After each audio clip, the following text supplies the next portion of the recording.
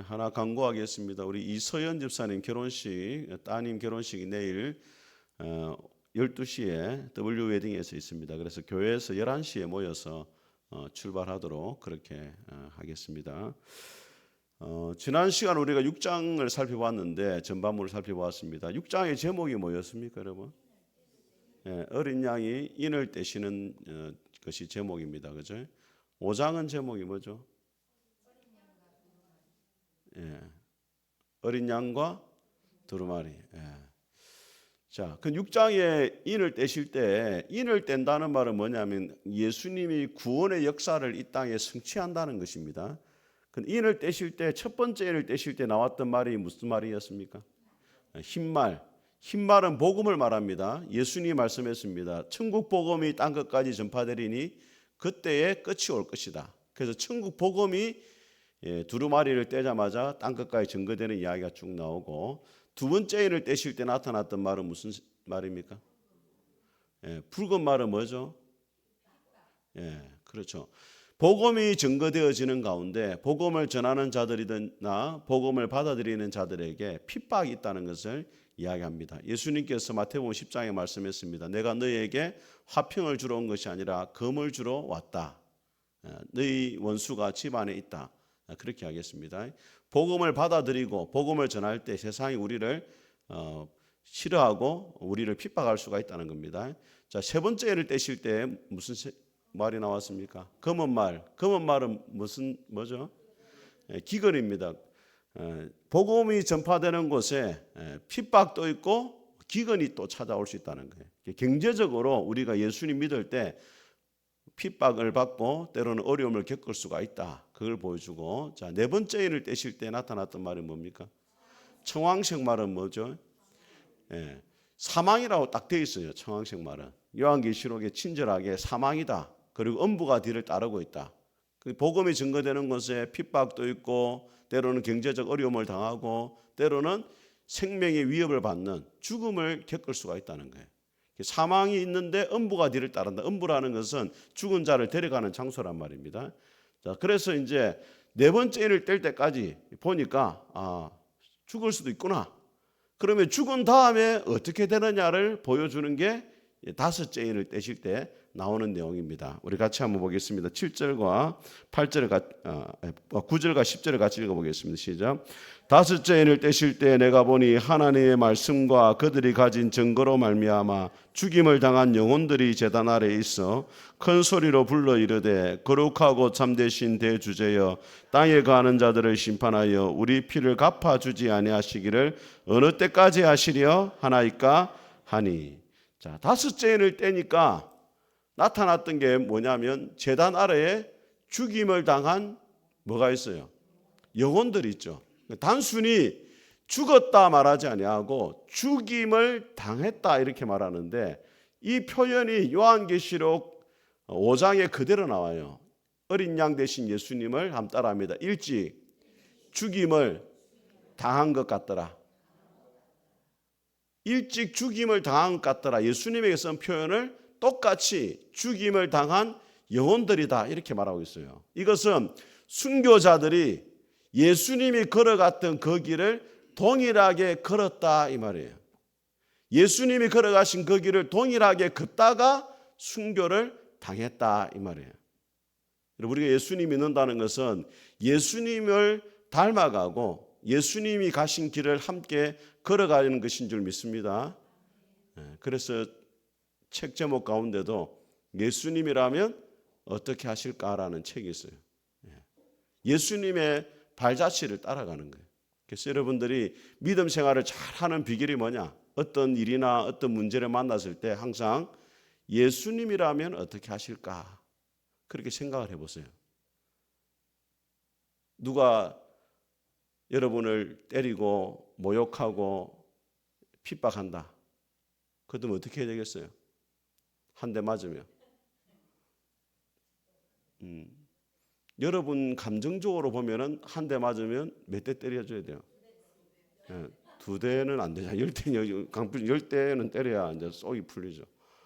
근데 그거는 이제 일반 사람들이 걸어가는 길이고, 예수님 믿는 우리는 한 대를 맞았는데 예수님이라면 어떻게 하실까? 하니까 예수님은 십자가를 지실 때 침뱉음도 당하고 뺨도 맞고, 그죠? 십자가에 못도 박히고, 그래도 예수님이 그들을 저주하지 않았잖아요. 용서했잖아요. 사랑했잖아요. 그럼 여러분도 어떻게 되겠어요? 여러분을 때리고 여러분에게 침을 받고 뺨을 때리고 해도 어떻게 되겠습니까? 네? 사랑해야 되겠어요? 안 사랑해야 되겠어요? 지금 그 많이 낙심해 있네 지금 보니까. 예수님 믿으면 그렇게 해야 돼요, 여러분. 예, 용서하고 사랑해야 되죠. 예. 근데 예수님 믿는 사람이 한 대 만나면 두 대 때리고 막 세 대 때리고 이러면은 그거 좀 곤란해요. 그럼 천국에서 이제 천사들이 하나님께 항의를 합니다. 저 하나님 진짜 확인 좀 해봐야 돼요. 아무래도 하나님 쪽이 아닌 것 같습니다. 그럼 심각한 문제가 생기는 거예요. 오늘 순교자들이 일찍 죽임을 당한 것 같아요. 이 죽인다는 말이 원래는 제물로 쓸 때 짐승을 목을 자르고 각을 뜰 때 쓰는 말이에요. 그렇게 끔찍하게 순교를 당했는데 알고 보니까 그것이 누가 걸어가신 길이다? 예수님이 걸어가신 길이다. 그 길을 걷고 있더라. 그래서 여러분들의 남은 생애도 지금까지는 여러분이 원하는 대로 살아왔지만 앞으로 남은 길은 주님의 발자취를 따라갈 수 있기를 주의 이름으로 축복합니다. 여기서 우리가 또 주목해야 될 것은 죽임을 당한 영혼이라는 말이에요. 영혼. 육체는 죽었는데 죽고 난 다음에 그들의 영혼은 여전히 하늘나라에서 살아있더라는 거예요. 이게 바로 믿지 않는 자들이 생각하는 죽음하고 믿는 성도들이 생각하는 죽음하고 차이예요. 죽음이라는 것이 이 땅의 삶이 완전히 끝나버리는 것으로 인생이 허무하게 사라지는 게 아니고 죽은 다음에도 뭐가 있습니까? 천국이 있어요. 믿습니까, 여러분? 우리는 천국을 본향으로 삼고 살아가는 나그네들이잖아요. 이 땅의 삶이 다 끝나는 게 아니고 죽은 다음에 영혼들이 있는데 그 영혼들이 죽은 이유가 뭐냐? 따라합니다. 하나님의 말씀과 그들이 가진 증거 때문에 죽었다. 말씀대로 살다가 죽었다 이 말이에요. 말씀을 지키려고 하다가 죽었고 예수님을 전하려고 하다가 순교를 했어요. 이 증거라는 말이 본 것을 그대로 전한다 이 말인데 여기서 나온 말이 뭐냐면 순교자라는 말이 나왔어요. 그러니까 증거를 하려면 예수님을 전하는 삶을 살려면은 결국에는 어디까지 갈 수 있다? 순교의 자리까지 갈 수 있다는 거예요. 근데 우리가 왜 예수님 믿고 세상 가운데 살아가는데 하나님 말씀대로 살지를 못하느냐? 조금 더 손해보려고 안 해요.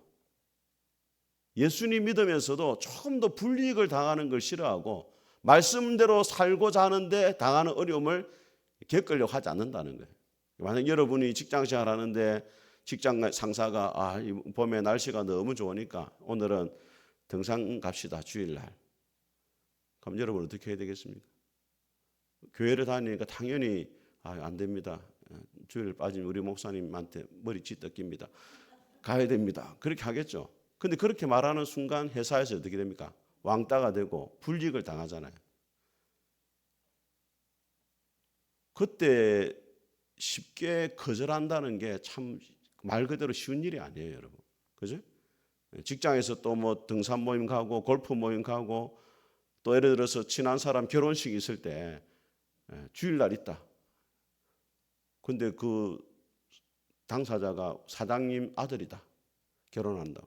그거 빠질 수 있어요, 없어요?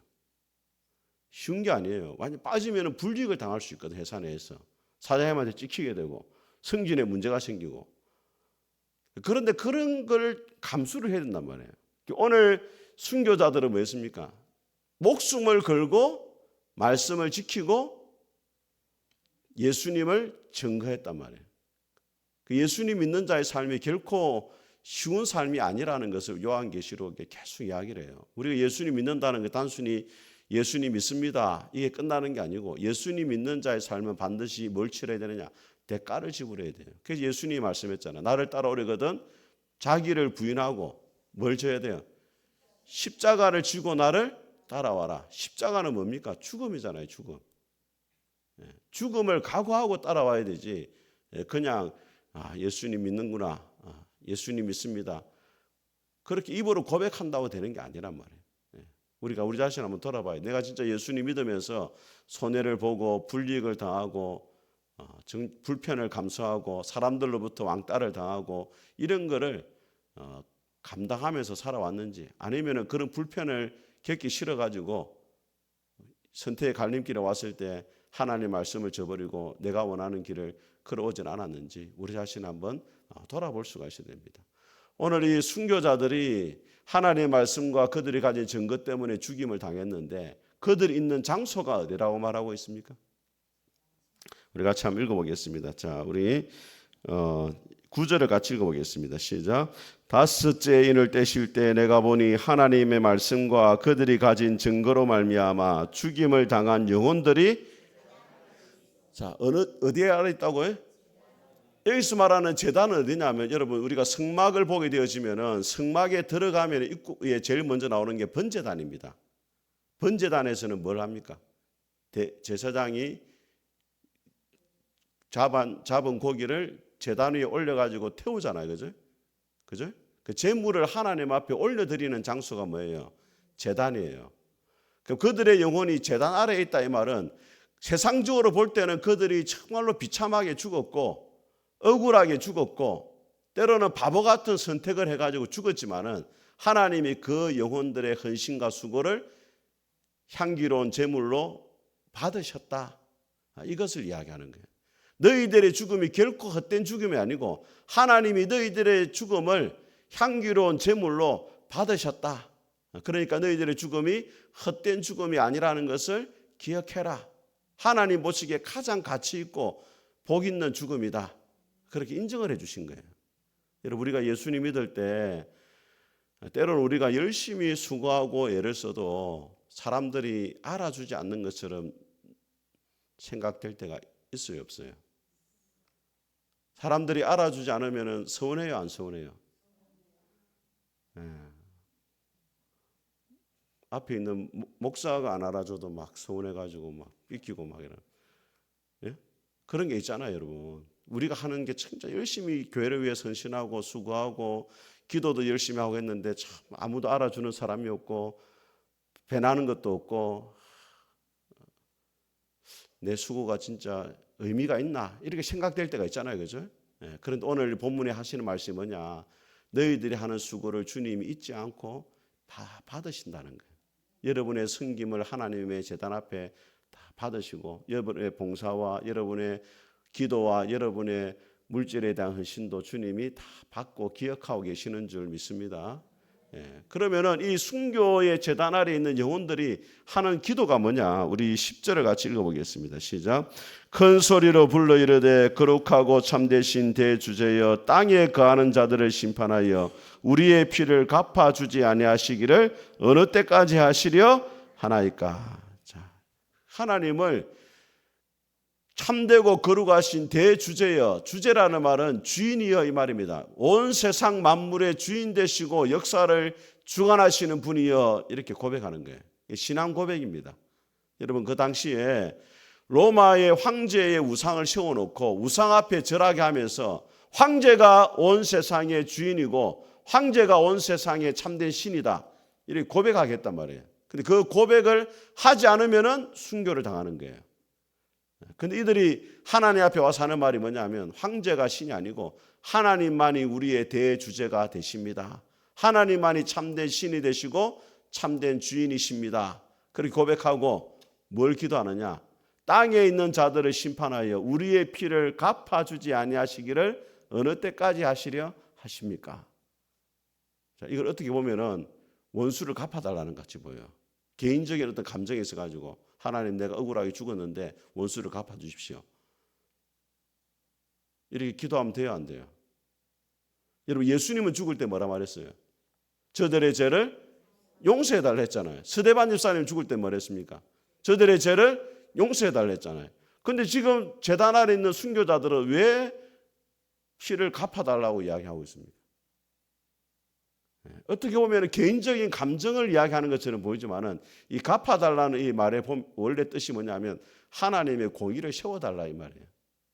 이 세상에서 의인들이 고난당하고 악인들이 득시함으로 하나님의 공의와 정의가 무너져가지고 하나님이 마치 계시지 않는 것처럼 사람들이 살아가는데, 이 세상 가운데 하나님이 심판하셔가지고 정말로 하나님만이 참 신이시고 하나님만이 온 세상의 주인이심을 사람들로 하여금 알게 해 주십시오. 하나님의 공의와 정의가 이 땅 가운데 하나님의 거룩하신 이름에 합당하게 세워지기를 원합니다. 그 고백을 지금 하고 있는 거예요. 그 다음에 이어지는 사건이 이제 여섯째 인을 떼실 때 일어난 일입니다. 그 전에 우리 11절 말씀 같이 한번 읽어보겠습니다. 시작. 각각 그들에게 흰 두루마기를 주시며 이르시되 아직 잠시 동안 시되 그들의 동무종들과 형제들도 자기처럼 죽임을 당하여 거수가 차기까지 하라 하시더라. 자, 하나님의 응답이 주어지는데 첫째는 뭐냐면 뭘 줬다고 이야기하고 있습니까? 두루마기를 줬다 말하죠. 두루마기. 두루마기는 계시록 7장을 한번 보겠습니다. 7장을 보면 이게 뭔지 구체적으로 설명을 하고 있는데, 자 14절에 같이 읽어보겠습니다. 시작. 내가 말하기를 내 주여 당신이 아시나이다 하니 그가 나에게 이르되 이는 큰 환난에서 나오는 자들인데 어린 양의 피에 그 옷을 씻어 입게 하였느니라. 흰 두루마기는 예수님의 피로 깨끗이 씻음 받았다. 네가 의로운 자다. 그런 말이고, 계시록에서 희다는 말은 항상 뭘 말하냐면 승리를 말합니다. 네가 죽었지만은 하나님 보시기에는 승리자고 이긴 자다. 이걸 이야기하고 있는 거예요. 여러분, 순교자들이 피를 갚아달라고 말하면 즉시 어떤 내용이 나오면 위로가 되겠습니까? 원수들을 멸하는 것을 보면은 위로가 되겠죠. 여러분이 원수가 있어요. 하나님 앞에 기도했습니다. 기도하자마자 그 원수가 갑자기 죽었어요. 다윗의 생애를 보면 그런 이야기 나오잖아요. 그 나발이라는 사람, 다윗이 도와달라니까 안 도와주잖아요. 주인을 떠나서 각기 뭐 돌아다니는 자가 누구냐 하면서 도와주질 않잖아요. 그래가지고 막 죽이려 하는데 누가 아비가일이 당신은 지금까지 여호와의 싸움을 싸웠는데 왜 죄를 지으려고 합니까? 하나님이 당신을 생명싸게 속에 보호해 주셨으니까 하나님이 당신의 집을 세워줄 겁니다. 그래가지고 안 죽였어요. 근데 며칠 뒤에 나발을 쳐가지고 죽잖아요. 자, 그럼 쏘기 시원해요, 안 시원해요? 아이고, 갑자기 신앙이 좋아지는. 여러분, 원수가 죽으면 시원해요, 안 시원해요? 시원하죠. 자, 그러면 이 순교자들이 피를 갚아달라 했는데 빨리 갚아주면 쏘기 시원해요, 안 시원해요? 그런데 하나님이 빨리 갚아주지 않고 뭐라 말하냐면 두루마기를 주고 잠시 쉬어라. 그 동무종들과 그 다음에 사람들이 구원받을 때까지 때를 기다려야 된다는 거예요. 그게 좀 기다려야 된다는 거예요. 근데 그 앞에 뭘 줬다고요? 두루마기를 줬다. 이 말은 네가 승리자다. 내가 너를 어렵다고 인정해 준다. 이 말이거든요. 하나님의 백성에게 위로가 뭐냐? 우리를 괴롭히는 사람들이 죽는 것보다 더 큰 위로가 뭐냐면 하나님이 나를 알아주시는 것이 위로가 되는 거예요. 별로 동의를 안 하시는 것 같네. 우리의 원수가 눈앞에서 죽는 것을 보는 것보다 더 큰 위로가 뭐냐면 하나님이 나를 알아주신다. 그때 위로가 돼요. 그래서 오늘 순교자들에게 두루마기를 주면서 쉬어라 이 말은 너를 내가 인정한다. 네가 옳은 길을 걸어왔고 네가 세상으로 볼 때는 실패자지만은 내가 볼 때는 승리자다. 인정을 해주는 거예요. 그러니까 거기서 벌써 위로가 끝난 거예요.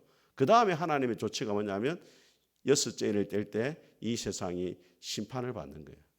근데 그 전에 뭐라고요? 수가 차기까지 뭐 해야 된다? 쉬어야 된다. 여러분, 하나님이 이 세상을 향한 목적은 뭐냐면 심판이 목적이 아니고 구원이 목적인 줄 믿습니다. 요한복음 3장 16절에 하나님 말씀했잖아요. 세상을 이처럼 사랑해서 예수님을 보내주셨잖아요. 그래서 이 세상이 망하는 데 목적이 있는 게 아니고 구원받는 데 목적이기 때문에 죄가 있다 해가지고 금방 하나님이 심판하지 않습니다. 때가 될 때까지 기다려줘요. 둘째 아들이 돌아오기를 아버지가 기다리는 것처럼 죄인들이 회개하고 돌아오기를 기다리고 계신다고. 우리가 운전해 갈 때 빨간불을 만나면 기분 좋아요, 안 좋아요? 파란불 쫙 하면 좋겠죠. 근데 빨간불이 있는 이유가 뭡니까? 예? 빨간불은 누구 때문에 있는 거예요? 빨간불이 있는가 동시에 신호등에 파란불이 들어오잖아요. 나는 멈추지만은 파란불로 건너가는 사람 안전하게 가도록, 노약자들이나 이런 사람들이 시간 맞춰서 안전하게 건너가도록 시간을 허락하는 거란 말이에요. 하나님께서 우리에게 은혜의 빨간불을 딱 켜두시고 기다리라는 이유가 뭐냐? 구원받아야 될 자들이 있기 때문에 기다리라는 거예요. 우리는 뉴스 볼 때마다 진짜 저거 빨리 좀 누가 안 잡아가면 이런 사람 있는데 하나님은 그 영혼도 구원받기를 원하시는 줄 믿습니다. 그래서 때를 기다리고 계시는 거예요. 그 때가 되면은 하나님이 심판하실 시간이 오는 겁니다. 우리가 해야 될 일이 뭐냐? 하나님의 심판이 언제냐? 이걸 쫙 궁금해하면 안 돼요, 여러분. 중요한 것은 뭐냐면 복음을 전하고 우리 주변의 영혼들에게 예수님을 소개하고 그들을 주님께 인도하는 것인 줄 믿습니다. 자, 여섯째를 뗄 때 또 일어나느냐? 우리 12절과 13절 같이 읽어보겠습니다. 시작. 떼실 때에 큰 지진이 나며 해가 검은 틀로 짠 상목같이 검어지고 달은 온통 피같이 되며 하늘의 별들이 무화과 나무가 대풍에 흔들려 설익은 열매가 떨어지는 같이 땅에 떨어지며. 자, 44절 읽겠습니다. 시작. 하늘이 두루마리가 말리는 같이 떠나가고 각 산과 섬이 제자리에서 옮겨지며. 자, 이것은 뭐냐면 예수님이 마태복음 24장에도 주님이 재림하시기 전에 일어날 일들을 이렇게 설명하고 있습니다. 하늘이 종이축처럼 말려가고 하늘의 별들이 설익은 무화과나무가 떨어지는 것처럼 열매가 떨어지는 것처럼 별들이 하늘로 떨어지고 각 산과 섬들이 제자리에서 옮겨지고 해가 검게 변하고 달이 핏빛으로 변하고 이게 종말의 징조거든요. 근데 이것은 한마디로 말하면 뭐냐면 하나님이 창세기 1장에서 세상을 지으실 때 질서 있게 만들었어요. 각각 해와 달은 자기 역할을 하고 산과 섬도 자기 역할을 하고 제자리에 있고. 그런데 질서가 무너지는 거예요. 창조 이전으로 돌아가 버려요. 갑자기 별들이 땅에 떨어지고 산과 섬이 자리를 옮겨버리고 창조의 질서가 무너지는 거예요. 왜 이것을 말하고 있느냐? 하나님이 종말의 때에 이루고자 하는 것은 뭐냐면 새하늘과 새 땅입니다. 그 새하늘과 새 땅, 쉽게 말하면 새 집을 짓기 위해서 기존에 있는 집을 하나님이 허무시는 거예요.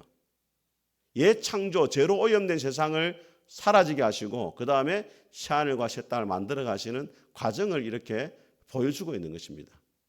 구체적으로 이게 무엇이냐 이렇게 설명하기보다는 하나님이 죄로 오염된 세상을 이제 다 심판하시고 새하늘과 새 땅을 열 준비를 하고 계신다. 그러니까 이 말씀을 보았을 때 초대교회 성도들은 두 가지 생각을 했습니다. 첫째는 뭐냐면 위로예요, 위로. 로마 제국이 하늘의 별과 같고 태양과 같아서 도무지 흔들리지 않을 것처럼 보였는데 이 우주 만물도 하나님의 심판을 받아서 마지막 날에 사라진다면 로마도 언젠가는 어떻게 한다? 무너진다는 것을 깨닫게 된 거예요. 거기서 위로를 받은 거예요. 아, 우리를 핍박하는 이 로마 제국도 언젠가는 무너지겠구나. 하나님의 심판을 받겠구나. 첫 번째고 두 번째는 뭐냐면 경고입니다. 너희들이 세상 가운데 황제 숭배에 참여해가지고 조금이라도 세상 가운데 편하게 살고자 하고 안전을 누리고자 하는데 이 세상의 안전은 보장되지 않는다는 거예요. 그래서 흔들리고 사라질 이 세상을 붙들고 살아가지 말고 흔들리지 않는 영원한 하나님의 나라를 붙들고 너희들이 살아가야 된다. 그것을 이 말씀을 통해서 우리에게 보여주고 있는 것입니다. 그런데 이 종말의 사건이 언제 무엇 때문에 일어납니까? 다섯째 인을 뗄 때 순교자들이 뭐 했습니까? 우리의 피를 갚아달라 했잖아요. 그 기도가 비로소 뭡니까? 응답이 되는 거예요. 하나님이 일을 하실 때 반드시 우리의 기도를 통해서 일하시는 줄 믿습니다. 그냥 되어지는 같이 보이지만 실제로는 아니에요. 성도들의 기도가 먼저 있었고 그 다음에 하나님이 세상을 심판하시는 장면이 나오는 것을 보게 되었습니다. 자, 그 다음에 그때 일어나는 일들에 대해서 우리 15절과 17절까지 같이 읽어보겠습니다. 시작. 땅의 임금들과 왕족들과 장군들과 부자들과 강한 자들과 모든 종과 자유인이 굴과 산들의 바위 틈에 숨어 산들과 바위에게 말하여 우리 위에 떨어져 보좌 위에 앉으신 이의 얼굴에서와 그 어린 양의 진노에서 우리를 가리라. 그들의 진노에 큰 날이 이르렀으니 누가 능히 서리요 하더라. 자, 그때 두려워 떠는 자들이 나오는데, 자, 15절부터 몇 부류가 나오는지 한번 보세요. 자, 첫째 누굽니까? 땅의 임금들. 두 번째 왕족들. 세 번째 장군들. 네 번째 부자들. 다섯 번째, 여섯 번째, 또 그 다음에 몇 부류입니까? 7부류죠. 그러니까 7이라는 숫자는 성경 완전수거든요. 그러니까 세상에 있는 모든 사람들이 하나님의 심판을 피할 수 없다는 거예요. 그 당시 로마는 사람을 계급으로 나눴어요. 임금, 왕족들, 군인들, 부자들, 뭐 종들, 자유인 이렇게 7계급으로 쭉 나누었는데, 하나님 보시기에는 이 7계급을 하나로 모으면 뭐냐? 다 죄인들이에요. 세상 사람들은 저 사람 돈 많은 사람, 저 사람 권력 있는 사람, 저 사람 군인 뭐 이렇게 나누잖아요. 그죠? 근데 하나님 보시기에는 다 뭐라고요? 죄인이에요. 마지막 날에 하나님의 심판을 받아야 되는 죄인들밖에 없어요. 사람들은 다 나누지만은 하나님 앞에서는 다 뭐다? 죄인들이고 하나님의 심판을 받아야 된다는 거예요. 그 당시에 로마의 왕족들과 군인들과 임금들이 권세를 잡고 있었지만은 하나님의 심판 앞에 서게 되면은 지새끼 마냥에 땅굴로 들어가가지고 두려워 벌벌 떨게 될 날이 오게 될 것이다. 그런데 너희들은 그 가운데 구원을 받게 될 것이다. 그래서 17절 말씀 다시 읽어보겠습니다. 시작. 그들의 진노에 큰 날이 이르렀으니 누가 능히 서리요 하더라. 하나님이 심판하실 때 누가 과연 그 심판 가운데 구원을 받을 수 있느냐? 누가 받는 거예요? 하나님의 말씀과 그들의 가진 증거로 말미암아 끝까지 믿음을 지킨 사람들은 구원을 받고, 그렇지 못한 사람들은 이 땅에서 아무리 큰 권력과 부와 재물을 가지고 있어도 하나님의 심판의 대상이 되어서 진노의 날에 우리를 숨겨달라고. 그들이 뭘 두려워하느냐? 하늘의 별이 떨어지는 걸 두려워하는 게 아니고 어린 양의 진노, 하나님의 얼굴을 보는 것 자체를 두려워한단 말이에요. 이 세상 사람들이 종말을 이야기할 때 어떤 별이 지구에 부딪혀가지고 이 세상에 종말이 올 거냐, 여기에 막 관심 있고 두려워해요. 그런데 진짜 모르는 게 뭐냐면 마지막 날에 주님 심판하면은 주님의 얼굴을 보게 되는 것을 펄펄 떨어가지고 사람들이 하는 말이 뭡니까? 산과 바위 우리 위에 떨어져라. 그래서 누구를 보지 못하도록, 하나님과 어린 양 예수님을 보지 못하도록 해달라. 죄인에게 가장 무서운 심판이 뭐냐? 하나님 앞에 서는 거예요. 그때 자기의 죄가 다 드러나고 죄에 대해 심판을 받기 때문에 하나님 앞에 서는 것 자체가 두렵단 말이에요. 그런데 우리는 어떤 사람입니까? 주님의 보좌 앞에 서서 마지막 날에 주님을 찬양할 구원받은 백성인 줄 믿습니다. 그게 어디 나오냐? 7장 우리 한번 보겠습니다. 오늘 오신 분들에게 선물을 드리겠습니다. 자, 우리 9절 읽어보세요. 9절 시작. 일 후에 내가 보니 각 나라와 족속과 백성과 방언에서 아무도 능히 셀 수 없는 큰 무리가 나와 흰 옷을 입고 손에 종려가지를 들고 보좌 앞과 어린 양 앞에, 자, 밑줄 것에 서서 6장에서는 보좌 앞과 어린 양의 진노에 우리를 가려달라, 누가 능히 서리요 했는데, 나중에 보니까 각 나라와 족속과 백성과 방언에서 셀 수 없는 많은 무리가 나와서 보좌 앞과 어린 양 앞에 뭐해서 서서 10절입니다. 시작. 큰 소리로 외쳐 이르되 구원하심이 보좌 앉으신 우리 하나님과 어린 양에게 있도다. 그 날이 온단 말이에요. 세상의 왕들과 임금들과 이 모든 사람들은 하나님과 어린 양의 진노를 무서워가지고 산과 바위 우리 위에 떨어져라, 보지 않게 해달라, 그렇게 말했어요. 그리고 누가 능히 서리요, 누가 이 가운데 구원을 받겠느냐 했는데 7장에 보니까 각 나라와 족속과 백성과 방언에서 셀 수 없는 많은 무리가 나와가지고 손에 종려가지를 들고 보좌 앞과 어린 양 앞에 서서 구원하심이 우리 하나님과 어린 양이 있도다라고 뭐합니까? 찬송을 부르잖아요. 그게 바로 마지막 날에 믿는 자들과 믿지 않는 자들의 차이다. 그것을 이야기를 하고 있는 것입니다. 그래서 오늘 금요 기도에 오신 여러분들이 마지막 날 주님 앞에 섰을 때 상과 바위에게 우리를 가리워 달라 그렇게 말하는 게 아니고 주님의 보좌 앞에 나아가서 구원하심이 어린 양과 우리 하나님께 있습니다라고 찬송할 수 있는 저와 여러분이 될 수 있기를 주님의 이름으로 축복합니다. 예.